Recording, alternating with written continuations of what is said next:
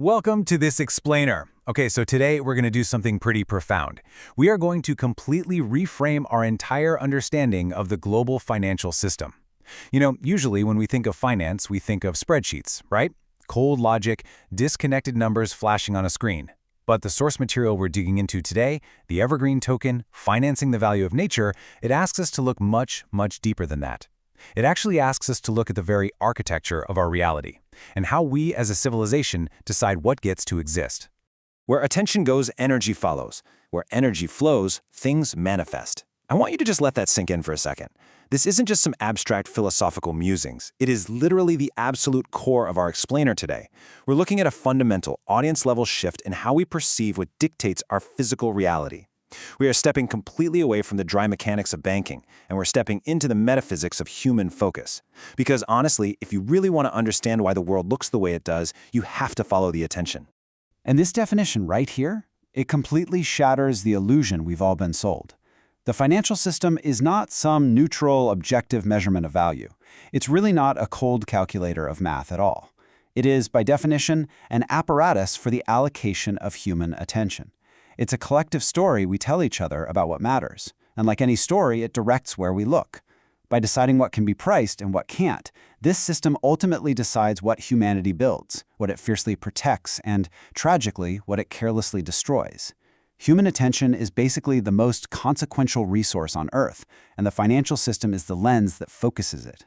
Now, for centuries, the story this financial lens has focused on has been almost entirely a story of extraction.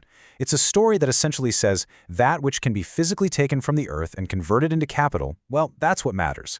But what about all the things that actually sustain the conditions for life? They do this quietly, without sending an invoice, without demanding acknowledgement, and simply because they don't demand a price, our collective financial story just hasn't been taught to see them. Think about how this builds our physical world. On one hand, we have what the current story sees in rewards, the visible value, land, concrete buildings, extracted timber. These things have a price, so they automatically get our attention. But then consider the invisible work of mature urban trees. A standing tree is out there intercepting massive amounts of rainfall before it can flood our infrastructure. It's cooling the streets, pulling carbon from the air, and cleaning the atmosphere. It provides these highly calculable, verifiable benefits that would literally cost fortunes to replicate with human engineering. But because it lacks a standard price tag, it is completely invisible to the financial apparatus. So here is the really crucial point. The planetary destruction we see all around us, it's not primarily driven by malice. The financial system is not evil. It is simply blind. It's suffering from this massive civilizational blindness, where unpriced, totally vital things just vanish, because the apparatus literally cannot find them. The system can only allocate our collective human attention toward what it has actually been taught to see. If a standing tree has no value that the story can recognize, the tree disappears. And again, not out of some hatred for nature, but out of sheer systemic inattention. Section 2. The mechanism of translation. Making nature legible through price. So how do we actually cure this civilizational blindness? Well, we introduce a translator. The evergreen token isn't just another crypto asset. It's practically designed to give physical nature a voice in the exact language the current system speaks, the language of price. Let's dive right into this mechanism because this is exactly where the metaphysical meets the physical. It's a very linear, real-world process. Step 1. An arborist goes out and measures a real living tree in the physical world. Step 2. That measurement becomes a verified service vector, which is essentially hard data proving exactly what that tree actually does, and it's written permanently to a public ledger. Step 3. A token is minted. This token represents the verified presence of that specific tree. Step 4. A yield payer, maybe a city council or a health authority, pays for the services that tree delivers. The token yields. And Step 5. The exact moment that token yields, capital physically arrives to protect that tree. Boom. The invisible work becomes a visible asset. And this quote brilliantly illustrates the core shift here. Capital protecting a tree is capital that has redirected its attention towards something real. You see, the token is not a metaphor. It's not some derivative or a cute story about a tree. It's a literal mechanism that physically shifts human energy away from abstract extraction and directly toward protecting a living, breathing entity.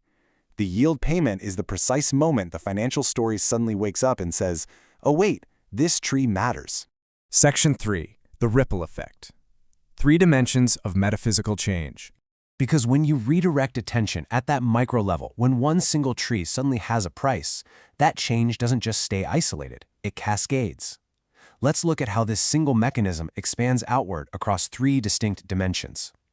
Down at the individual level, the person who actually controls the land is paid to keep the tree alive. Their attention is instantly redirected by a financial incentive toward the tree's continued presence. Then, you zoom out to the institutional level. City councils and huge corporations begin budgeting for verified tree services. The institution decides to look at something it previously ignored entirely, and that new attention gets permanently written into their reports and budgets. Finally, at the civilizational level, as more and more of these tokens are minted, we create a global record of what the urban canopy is actually worth. The redirection of attention scales all the way up to humanity itself. And I want to highlight this critical distinction: not modeled, not estimated, measured. For the first time in human history, we are finally moving away from just guessing the value of nature through these vague environmental models. Because of this token mechanism, we're generating the very first granular global data set of what the urban canopy is actually measurably worth. This is a profound civilizational shift. The financial story is suddenly able to articulate something it was entirely blind to just moments before. Section 4. Expanding consciousness. More than a market fix. The evergreen token is for sure a clever way to stop urban canopy loss. But for those of us conscious enough to grasp the deeper metaphysical ideas we've been discussing, you know that's only half the story. Just look at this distinction. It's not just fixing a market failure, it's about expanding what the market is capable of seeing.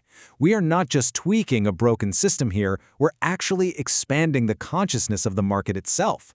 Because what the market can finally see, it will inherently protect.